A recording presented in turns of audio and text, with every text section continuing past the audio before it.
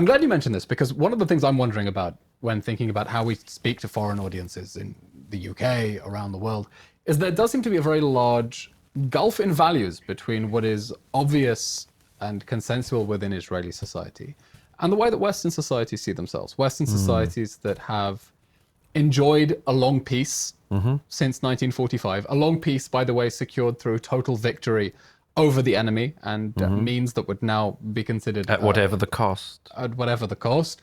Although I don't think that's a very useful phrase in the recent context. I prefer to say at zero cost if Hamas surrenders, and otherwise at minimum possible cost. But I want to bring up a poll that I saw recently that really disturbed me from YouGov, that asked young British people under the age of 40, 18 to 40, if a new world war broke out, which of the following would you do?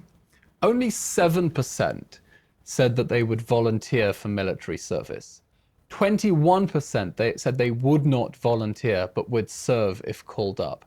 And an astonishing 38% said they would not volunteer and would refuse to serve if called up. 17% don't know. Another 17% think that they'd be given some sort of disability exemption. By the way, they're a fascinating group, that last one.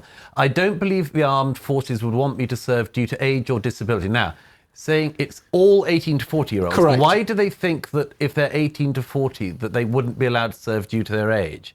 This is a group that didn't understand the question. Okay, so first of all, we've got a lot of dolts and or a lot of people who would fake being ill. Okay, that's not a very good statistic. The numbers change only slightly if you ask, if Britain were at risk of imminent invasion, would you sign up? And still you have a very large minority that says it would refuse to serve even if the country were invaded, which to Israelis would be absolutely bonkers, because on the 7th of October, anyone who had a weapon and could go down to the kibbutzim and defend them or join the military, get called up for reserves, at least outside the Arab and ultra-Orthodox communities, although there too, and among the ultra-Orthodox, we're seeing an uptick in people enlisting. It was just so obvious that you have to defend your borders, you have to defend your home through force if necessary. And we don't want to have to do this, but if we have to, we will. And that message from the polling numbers that I'm seeing in the West doesn't seem to cut through, because you have such large numbers in the West who wouldn't physically defend their homes, even if they had to. Well, the first thing is to say it wasn't as clear as it is now on October the 6th in Israel. Brothers in Arms and various groups got the security analysis in this country very badly wrong. As you know, there's an interview with four You're saying with the threats that they wouldn't serve? Well, I mean, you had soldiers and commanders saying that they would not serve in conflict. I thought that was absolutely unbelievable. Of course, when the massacre happened, they dropped everything and went straight into action. Right, which is a point we need to come back to. But just on this point of the definition of what was happening, very distinguished sons of this country, like Bugui Eylon, interviewed on Israeli television, 4 of them on one interview, then they say that that there is no existential threat to Israel from Hamas, and that Benjamin Netanyahu is a bigger threat than Hamas.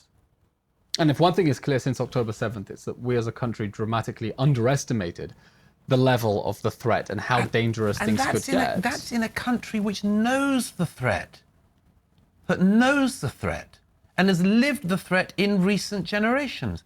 So, of course, how much worse is it in countries that haven't known war for generations? And do you think that's part of the reason that we as Israel are clearly struggling to cut through in public opinion in the West? Yes, because... I mean, why in a word, is it so difficult for us to cut through? Because the West believes that peace is the human norm, inheritance, and right.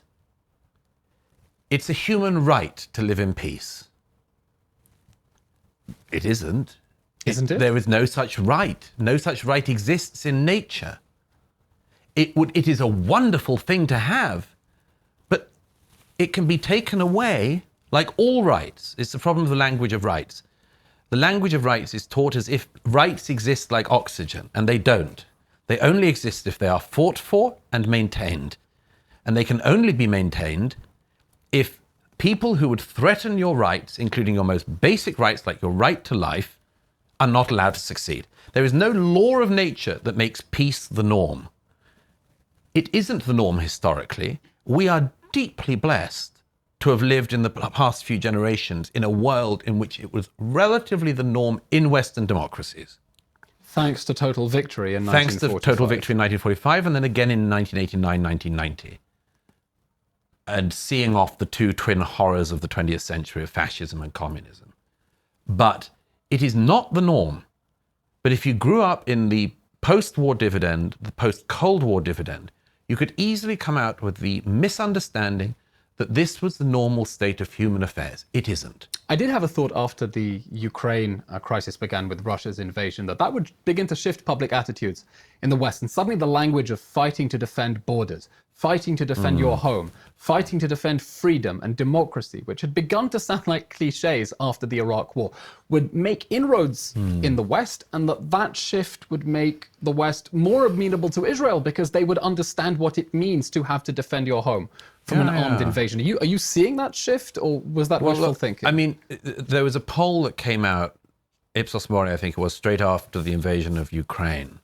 I was in Ukraine last year and covered that conflict a bit.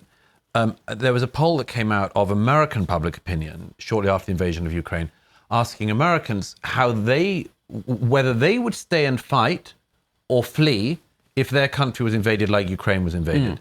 The figures were not that dissimilar to this. A majority of Republicans said that they would stay and fight. A minority of Democrats said they would. So it came out as about 51% of the American public said they'd fight for America. Well, because to us it just seems so obvious that when you are under attack, you fight to defend your life. Well, you see, the first thing is, if you're an American, you can't foresee this scenario. Who's going to invade you? Canada? I mean, it's a question so far. It's like saying, what will you do if people from the moon come? It's not in their experience. It's not even in their memories. In Europe, it is in people's memories. But of course, one of the lessons that Europe took from the Second World War was just avoid war at all costs. Whereas there is one thing worse than war, and that's losing.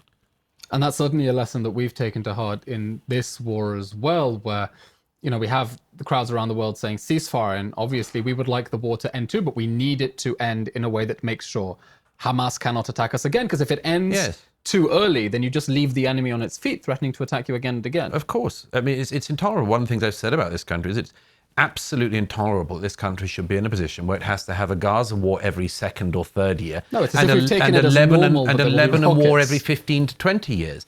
If you look at what Begin had to do in the 80s, what was Operation Free Galilee? An attempt to stop the militia from Lebanon firing missiles into people in the Galilee. It's exactly the same as 2006, exactly the same as now. So I think it's a totally unacceptable situation for any country to be in, to be having to have round after round of unwinnable wars. But just very quickly, if I can return to this point about the who would fight. You never really know until you get there. But you can lay the groundwork. The termites have gone very far, very fast in the West. What do you mean, termites? If you're a young American or British person and somebody comes along from a polling company and says, would you stay and fight for this country? Bear in mind, first of all, that this generation of young Americans have been taught that their country is institutionally racist, that it was founded by slaver racists, that it was founded in white supremacy, that all of it is rotten, that the founding documents are all rotten, that everything in American history is just suffused with racism and it's terrible. And then, by the way, would you mind giving up your life for this? That's not a good offer. Why would you? If the thing you're being asked to fight for is something you've been told all your life was rotten, why would you die for it? You only die for something if you care for it, if you love it, if you want to keep it going. The termites in the West are the people who have eaten away at the roots of the West. They've done it in Britain as well. They've tried to tell this generation of young Britons that they are from a country which, count them, did slavery, did colonialism, did white supremacy, did not enough minority stuff. I mean, are these charges false? Colonialism? I mean, well, it's all based on falsehoods. Well, everyone in the world enslaved people. And by the way, the only people who still do are people in the Muslim world. But anyway, everybody in the world had slaves from time immemorial. The oddest thing was when the British government voted to abolish slavery. And not just to abolish it, but when King George III signed the Anti-Slavery Act into law in 1807, insisted that the Royal Navy get the Navy out across the oceans, not just to stop slaving within the British Empire, but around the world. Until 1880, Brazil was still slaving. It was stopped from doing so in part because young British men risked and gave their lives to stop the Brazilians taking slaves from Africa. So, there are several ways you can see the history of a society.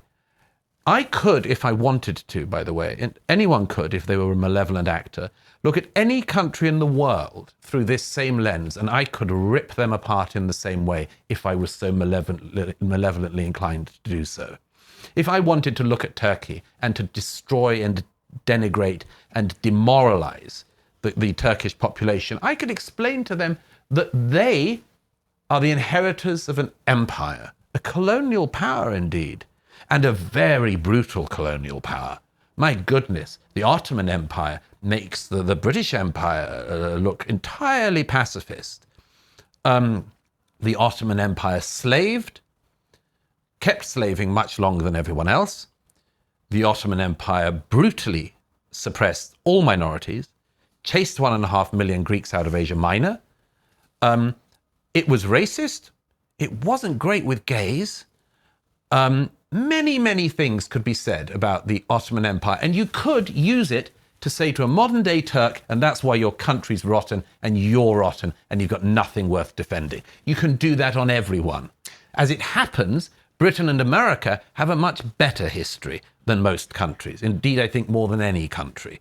But it's these countries that have been eaten away by these termite-like ideas that have been foisted on them. So the question is, firstly, would you fight for a country that you've been told is rotten? Obviously you wouldn't. Obviously you wouldn't.